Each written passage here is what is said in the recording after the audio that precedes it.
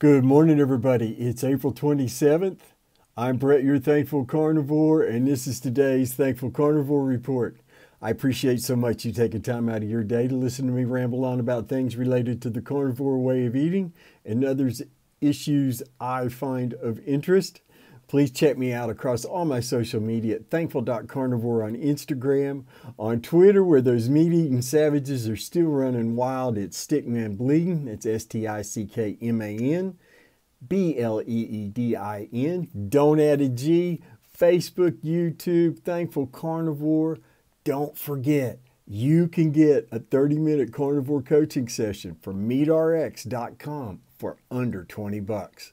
That's right, at meatrx.com, you can get a 30-minute carnivore coaching session for under 20 bucks. Come check it out.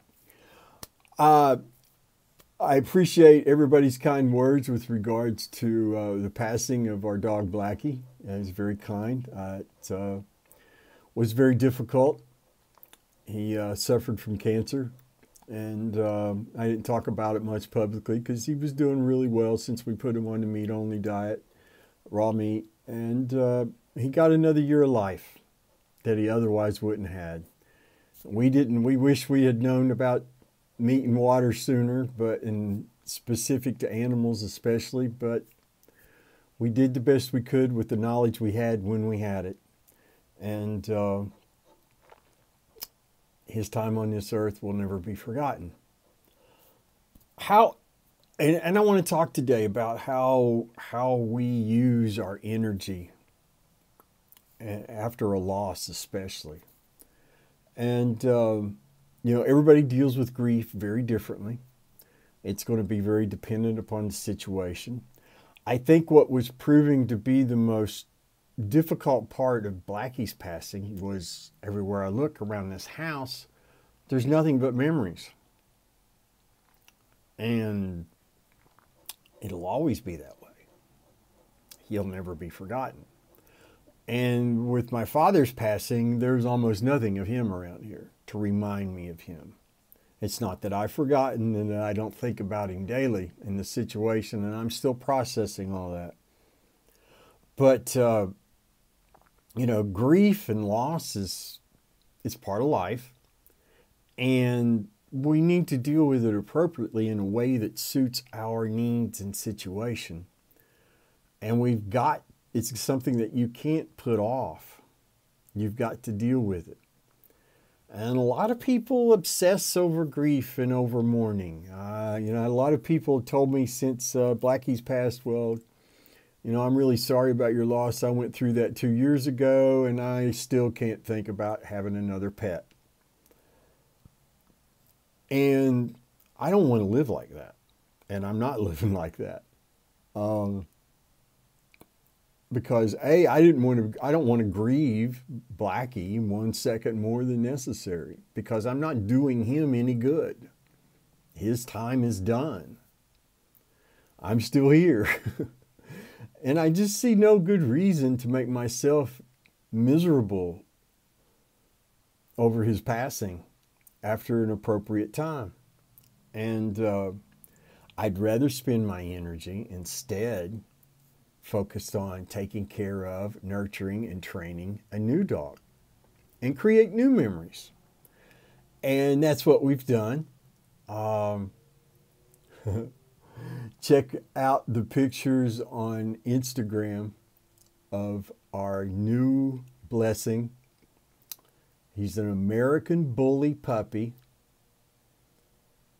His dad was full-blood American Bully, and his mom was full-blood American Stafford, American Stafford is part of what really makes up an American Bully, along with a mix of other breeds. And they're very loving, very, very loyal, easy to train dogs who will defend you at all costs if they're trained properly. And Blackie was a big dog. Blackie looked intimidating, but Blackie was not a defense dog. Matter of fact, intruders could have just come in and wiped us out, and Blackie would have been like, y'all want to play? Watchdog he really wasn't much good at. But our new addition, his full name is Lord Baron of Eve, and we're going to call him Baron.